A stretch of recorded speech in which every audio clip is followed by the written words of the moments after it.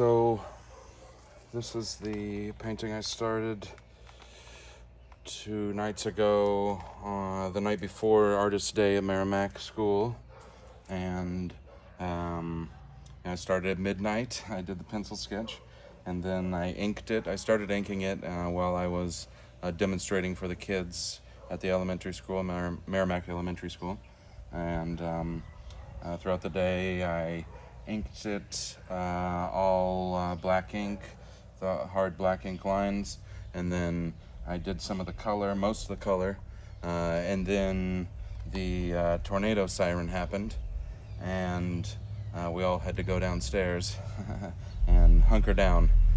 So I walked around. I brought my painting, and so I walked around like this, holding this painting with this thing of my Inktense pencils, compressed ink pencils, and I was just still sketching and drawing, and my dogs are going crazy because they think a gorilla's in the backyard. So anyway, I walked through the halls, and there was kids crying, and I was just jovial, and I was just like, man, I had no fear. I was like, we're okay. We're in Missouri. We're usually okay. And I was just walking around jovial, and I tried to look in almost every kid's eyes, and I was like, we're okay, kids. We're okay, kids. And anyway, it went really well. So I just wanted to tell that story. But now, I'm going to do the key moment where you add water and it removes the binder and it just leaves the pigment inside the wood. We'll see how it goes. Everything's going to change. It's going to look totally different. But hopefully in the end it will be for the better. We'll see. So there's an ultra-fine water mister. I'm gonna start at the top because stuff goes down. And I use the ultra-fine mister because individual water droplets will, what's the word? Form into raindrops or whatever and roll down and ruin the whole piece. But if you use an ultra-fine mister, which they're like 20 bucks on Amazon, it will usually keep from bunching up into big droplets. But you can already see that it's getting much more vibrant. It's gonna get insanely vibrant once it's done. Oh, it's starting to form in the droplets. I gotta stop, gotta slow up. And see, when that happens, you go in and you start moving those droplets around. So you lose that form of the individual droplets. And that's just gonna happen on this piece, and it's okay.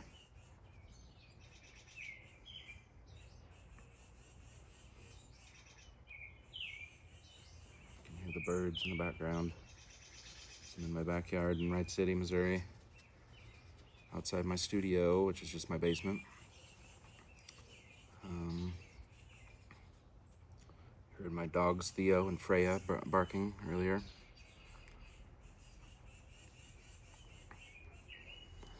Okay, I'm gonna try. I know it's a bad angle for you, but. And this is just one layer. I'll go over this again with another layer of something, probably colored or watercolor pencils or Inktense pencils. I just like those because they go into the wood instead of sitting on top of the wood like most paints do. You can see how much more vibrant that is. It's crazy.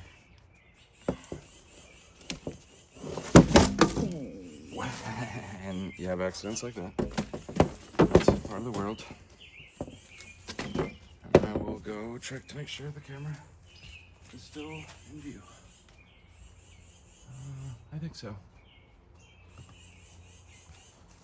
I'll move it like this. Hopefully that's good. Let's see. Check again. But now it's too far that way. So anyway, the kids loved it. I think. It seemed like the kids loved it. I showed my art. I had a whole, what do you call it? A whole table full of art. And everybody, kindergarten up through 5th grade, came and saw my booth and everything. It was cool.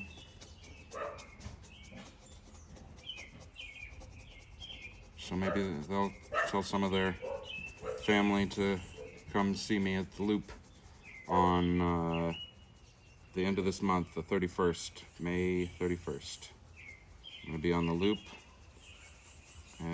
The artisans on the Loop, and I'll have my art up, whole set up with a bunch of art, and there'll be activities for kids. So it'll be, you should totally come May 31st. Bring your kids, bring your grandma, bring your mama, bring everybody you can. Okay, so now that it's settled a little, I'm gonna spray it again. See, it looks blotchy there, but in the end, you'll see it'll be fine. Okay, now we're gonna hold. Yep, see it's dripping.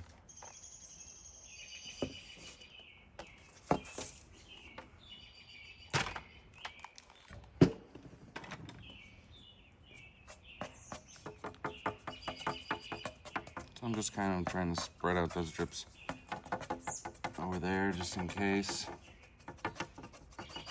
Just trying to keep everything evenish.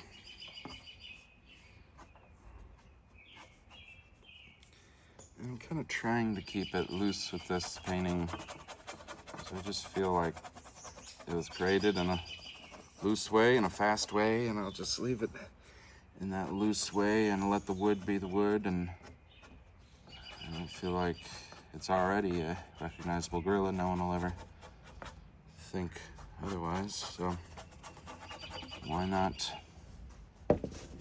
with it. And let it be kind of raw and whatever you want to call it, untamed, unbridled, unfinished, you could even say, but not quite unfinished. No, that's not the right word. So yes, I like unbridled or unchained or loose.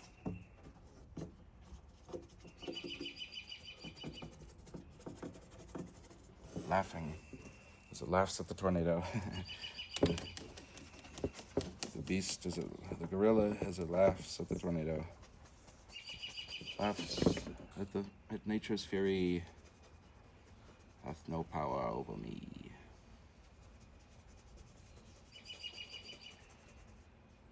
So anyway, the kids were strong, and everyone was strong, and we rode out the storm. And there wasn't damage to that area, luckily. There was damage to the rest of St. Louis, a lot, and that's terrible, as obviously, but didn't physically affect us. It just kind of mentally scared us by being in the basement with all these kids, and people are crying and screaming. Or not quite screaming, but you know what I mean, they're crying. And one time the wind did blow through, so I'm sure that did spook some people, you know. I know there was some, definitely 10 kids crying, I think. They were being attended to, but I walked the halls and I was like, man, like, we need to, like, keep these kids calm. And I was just like, so I just showed them. I even let them hold it because it's light. I was like, here, you can hold it. So like, fine, you can't hurt it, it's made of wood. And I think they liked that they thought that was funny that I, like, threw them a painting, you know. That kind of thing, you know. And anyway, so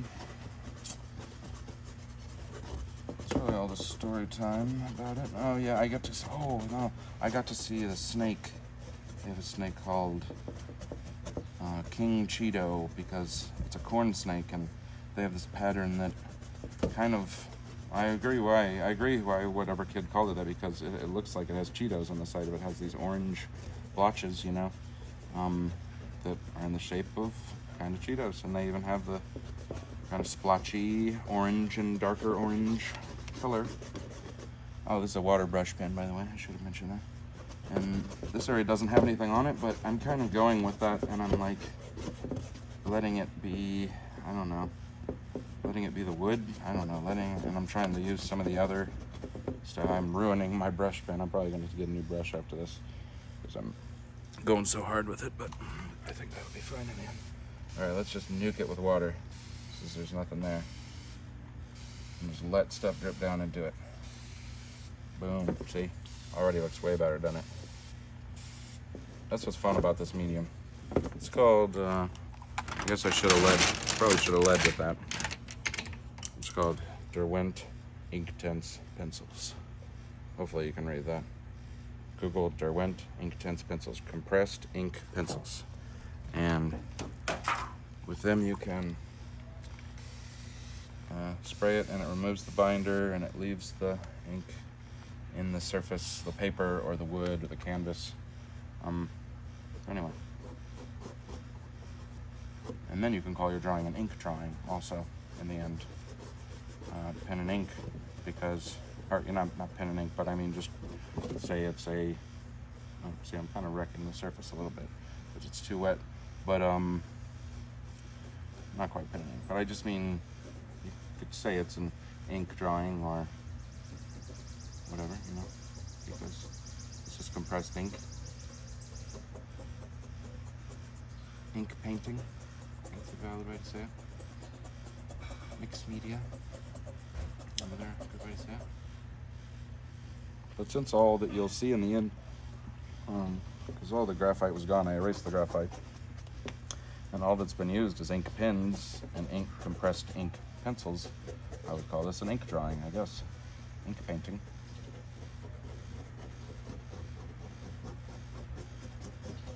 Not really into labels like that. I think that's kind of one of the worst parts of the art industry, is all the labeling, all the, you know, like mixed media, whatever, I don't know, there just seems like too many, like, drawing, painting, mixed media. It's like, how about just like big art piece, like this art piece. So, yeah, like what about 2D versus 3D? Maybe we should just say that. Who knows? There you go. It's already much better. I'm gonna go to the other side.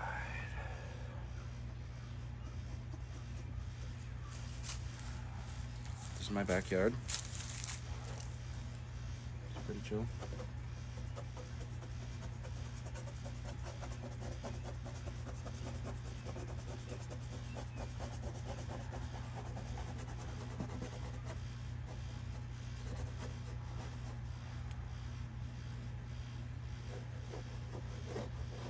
No, I don't know if I finished the story about the snake. Yeah, I got to pet and hold their the science teacher. I think it was the science teacher's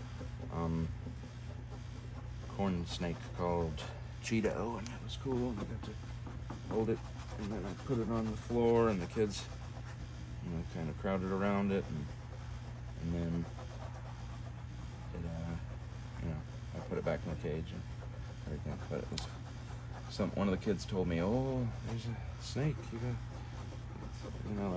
They saw one of my snake paintings, and they're like, "Oh, you got to see the snake." And I was like, "Oh, I got to see the snake. You're right." So I told that kid, I was like, "You tell your teacher I want to see that snake."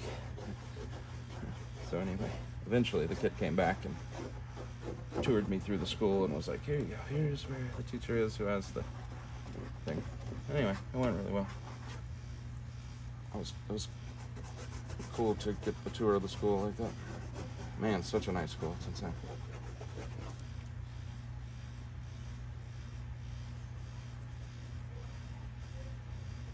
Way better school than any school I went to as a kid.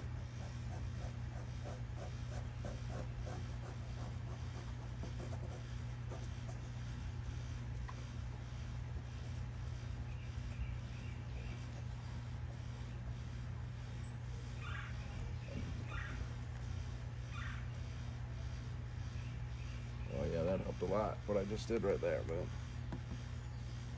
sometimes one or two little strokes will fix the whole painting almost. It seems like there's almost always a time in every painting when that seems to happen.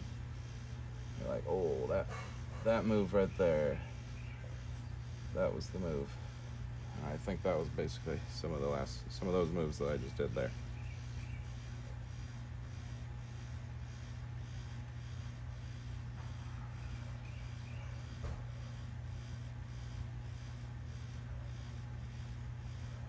Just removing the binder in some places and leaving the brush stroke, the pencil strokes in others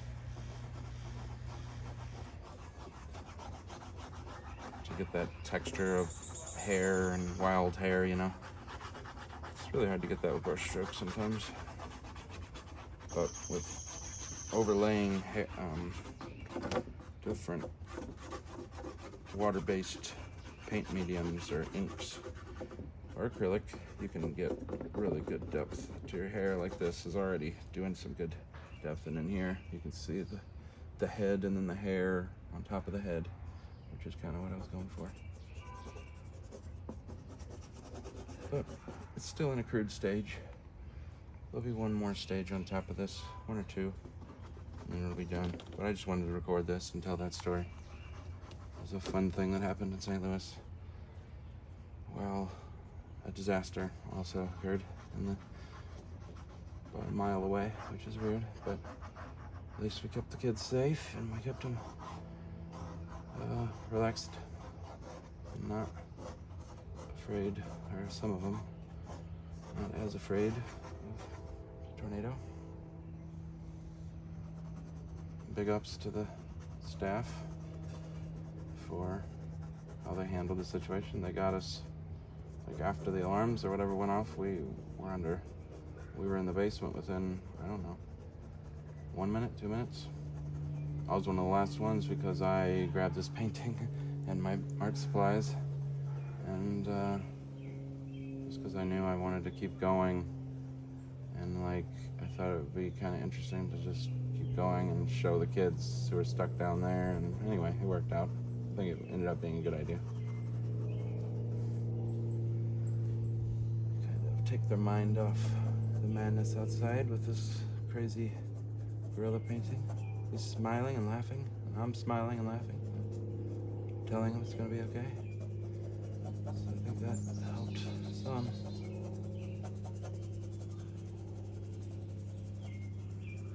So now I want to do more with schools and teaching kids. I think it really did make me want to do that. We'll see if that works out. One day, I think the gods will will it so.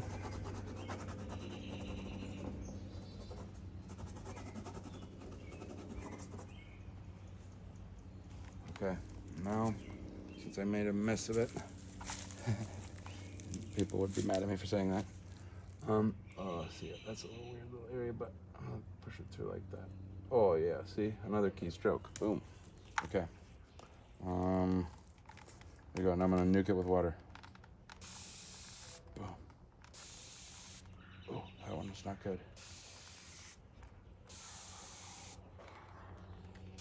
Okay, I think that's all we got for the night. Gonna have to let it rest. Let it dry. Okay. Anyway, that's all I had to say.